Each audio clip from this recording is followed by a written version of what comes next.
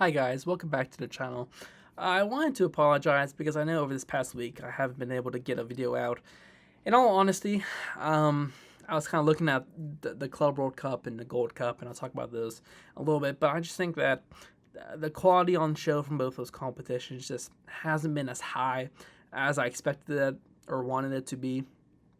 Starting with the Club World Cup, it just feels like the tournament's playing out this constant 50% energy rate.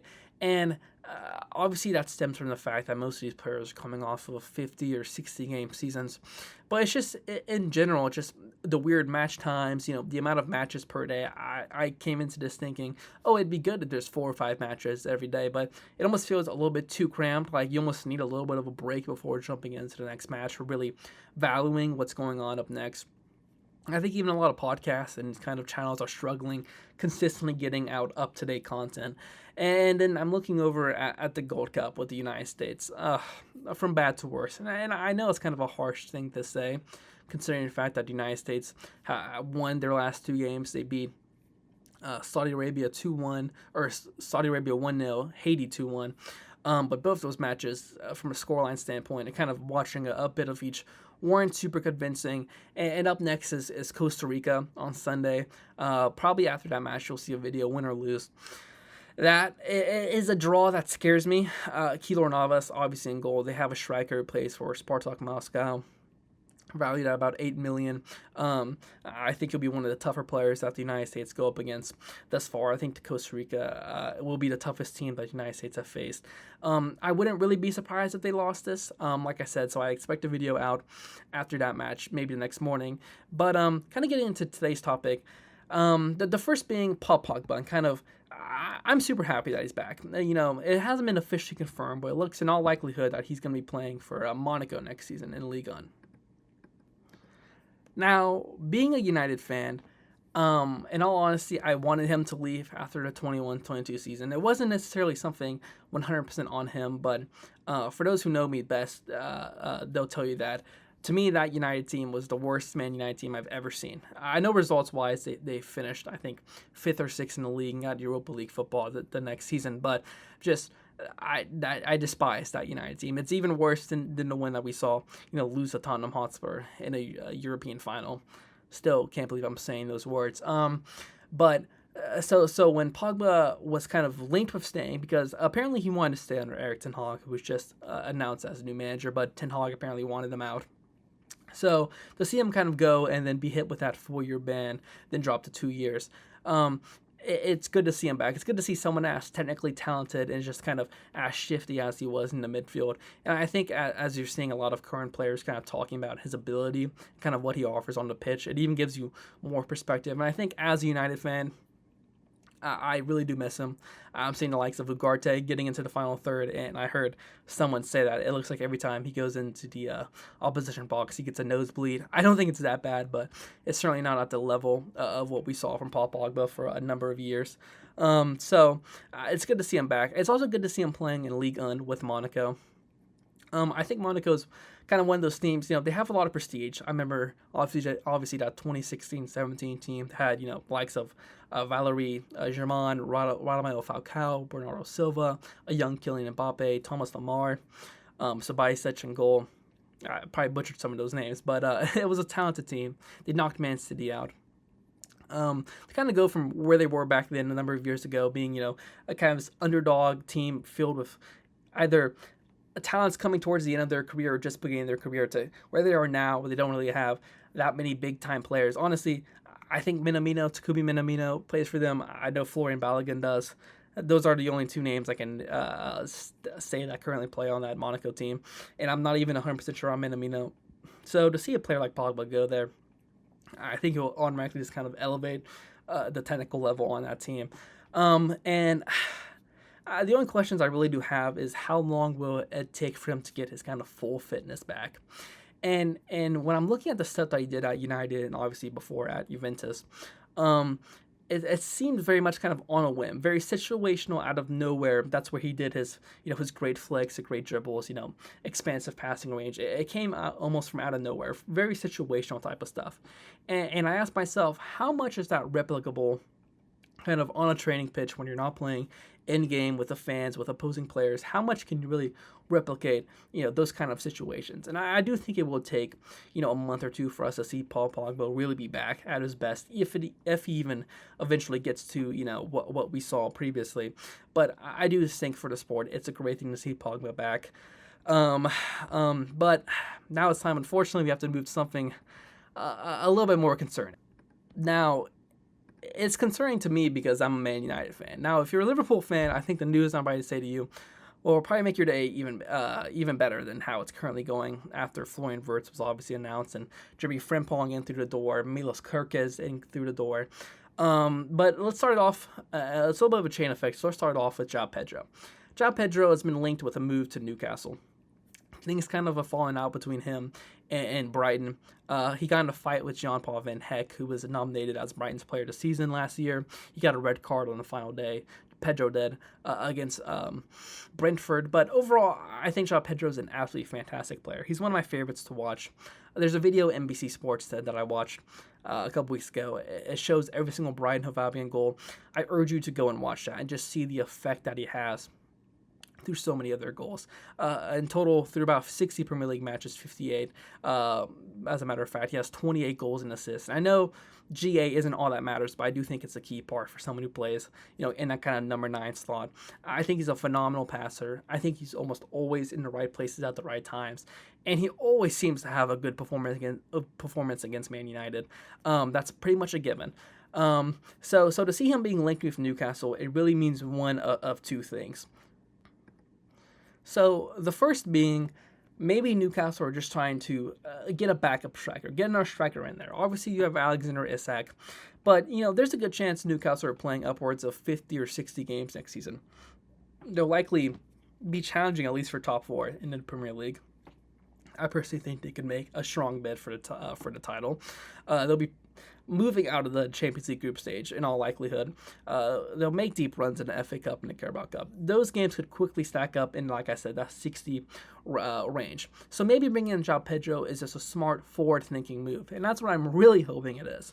But unfortunately, my gut feeling says that maybe Newcastle are preparing for the worst, and that worst being that Alexander Isak is leaving the club. Now, I don't need to tell you all about the quality that Isak produces on a day-to-day basis, but through 34 games last year, 23 goals, 6 assists, just a phenomenal player. In my opinion, the best striker in the league right now, which means one of the best strikers in the world.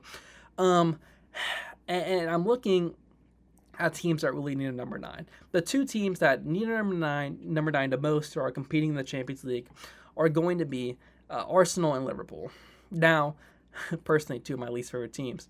Lucky for me, Arsenal just kind of have this routine of just not really getting anybody through the door. They recently, it hasn't been officially announced, but it looks like they're going to get Norgard from Brentford, who I think is a good player, but it's just not what Arsenal need. There's obviously been long links towards Rodrigo to kind of take over that left wing spot over Gabriel Martinelli, but it's not a number 9. And the number one thing that Arsenal fans have been begging for the past couple of years has been a number 9. And Isak, I think, could fill that role perfectly.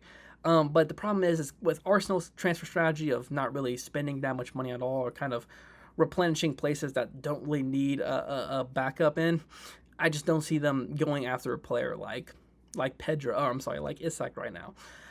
So that really only leaves one team, and that being Liverpool. Obviously, Liverpool will likely lose Darwin Núñez. They've kind of been without a recognized number 9, a consistent number 9 since Roberto Firmino left the club. And Alexander Isak has the chance to walk in Liverpool and become a cult hero. He actually almost always does a really good job whenever he plays against Liverpool. I remember he scored on his debut against them back in the 22-23 season. And it almost feels like a no-brainer move. Now, the one thing that obviously is going to stop Liverpool is the amount of money that Isak will go for. I wouldn't be surprised, honestly, if he goes for about 175, 200 million. And maybe to some people that might feel like a little bit too much, but I do think Newcastle aren't really in a place where they have to sell Isak. They're playing Champions League football next year. they've kind of been a little bit in the mud the past couple of years with PSR, and I think they're going to look at Liverpool and they're going to say, hey, listen, you spent 150 million on Florian Wirtz, who, well, obviously is a great player. He's not Premier League proven. Isak has shown he can perform with a worse team in the Premier League for 2 years now. Why shouldn't you be, dropping at least 175, 200 million on a player like him? And I just worry that maybe Liverpool does have the funds to go for it, because Liverpool, for some reason, always do a good job of kind of expunging players that aren't really worth that much. I mean, seeing Jarell Kwanzaa, a backup center back, go for around 40 million. Darwin Núñez has been linked with leaving for about 60, 70 million. Luis Diaz, if he leaves, that's another 50 or 60 million. I mean, those numbers kind of quickly add up. Harvey Elliott's been linked with leaving. I mean, so these totals, they add up fast. And with the fact that Liverpool is already playing Champions League football, they're getting the money from that. They're getting the money from the Premier League. Combined with everything else, it wouldn't surprise me at all if they had more than enough money to go and get Isak right now.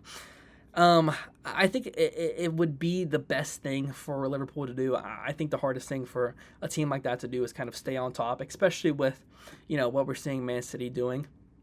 I think Liverpool's done a great job of bringing in, like I mentioned before, Milos Kerkez, Frimpong, Wirtz. If they get this number 9 in Isak, it could be absolutely dreadful for the league next season. But at the same time, I also think to myself, okay, maybe it's not the best time to go for Isak. Maybe you should go for a player even like João Pedro. And I'm not necessarily knowing all the stats of how the two, Isak and Pedro, pair up, but I do think Pedro is a great player. I do think he could ultimately be close to the numbers that Isak is producing. So I do think if they don't want to go and spend 200 million on Isak, they could go and get Pedro for much, much less. I think by almost kicking him out the door, as I mentioned earlier. So I think he'd command a much lower fee. And I think he could be a suitable enough replacement. He'd be the best striker they've had since Firmino.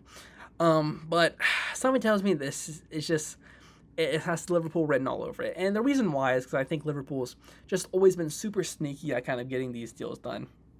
Obviously, with Wirtz, there were big links, and then 2 days later, 3 days later, it was announced. Same with Frimpong, same with Kerkez.